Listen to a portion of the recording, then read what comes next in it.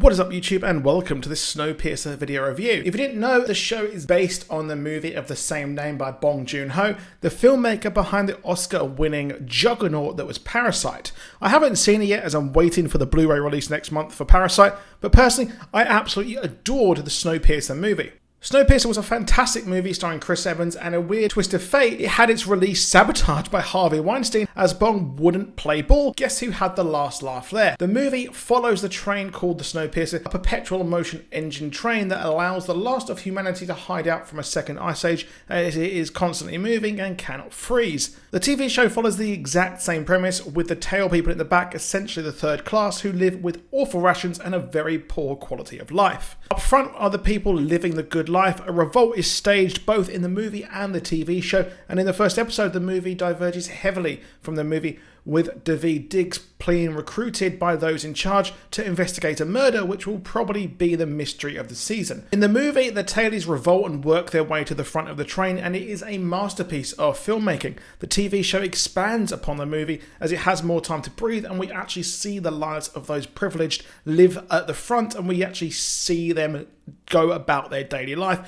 which is something we didn't get to see in the movie as much because obviously it was limited by a time constraint there. In the movie, the main person in charge is the minister, of course played by the fantastic Tilda Swinton, until the train's creator at the end. That is the only person we actually see who is really properly in charge. The character in the show lives on as Melanie's lackey, as they seem to have the same accent, and is also the only one who has to deal with the people at the end of the train, and we see her do the same thing where she speaks into a microphone just like Tilda Swinton's character in the movie. Now, Melanie, played by Jennifer Connelly, will of course be the big part of the story and essentially the face of the oppression that the tailies face. She is the one in charge, and well, the tailies have to deal with freezing cold carriages and protein blocks, which we find out in the movie is actually made by the people on the train, and it is all completely made out of insects, which is very, very gross. But she does seem to take an interest in every facet of the train and is a second in command to Wilford, who I believe we will see later, and is played by Sean Bean. We see her take an interest when she starts to talk of family who actually funded the train,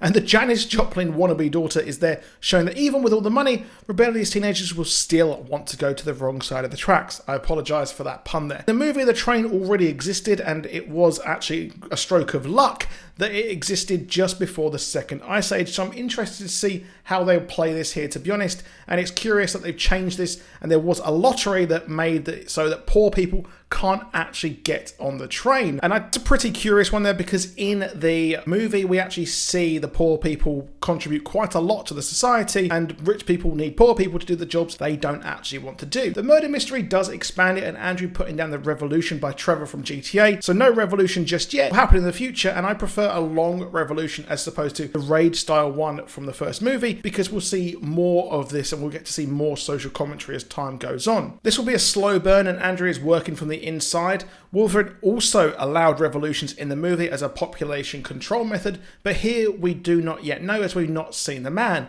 In the engine room, Melanie is actually called Mr. Wilford. She wears an MIT hoodie, so I would expect there is going to be some sort of misdirection, and she is a stand-in for the real creator of the train. It's weird as we see a teacher similar to the one that Alison Peel played in the movie indoctrinating them on Wilford, so it is prominent here that we'll probably see that Wilford is a prominent character, so that is something we should expect to see go on throughout the show, because the people who are there at the start of the train when it first existed, they will be the ones most ardent supporters of Wilford. And I do not believe that this is true, that she is Wilford, because I'll be interested to see where this goes. So we have three plot threads: murders, revolution, and Wilford's identity moving forward. And I'm excited to see where all of these go, except for the murders, which seems a bit of an issue, which I'll discuss in a second. We also see that similar to the movie, the tailies are uplifted, like the guy who could play the musical instrument in the movie, and Andre's partner, who he boarded the train with, who is shown to have survived and is living a semi-decent life further up in the train. The tailies are doing okay, then the revolution may not actually be all that simple, and we'll hit a few snags on the way, making it a lot more complicated, which is more intriguing than people just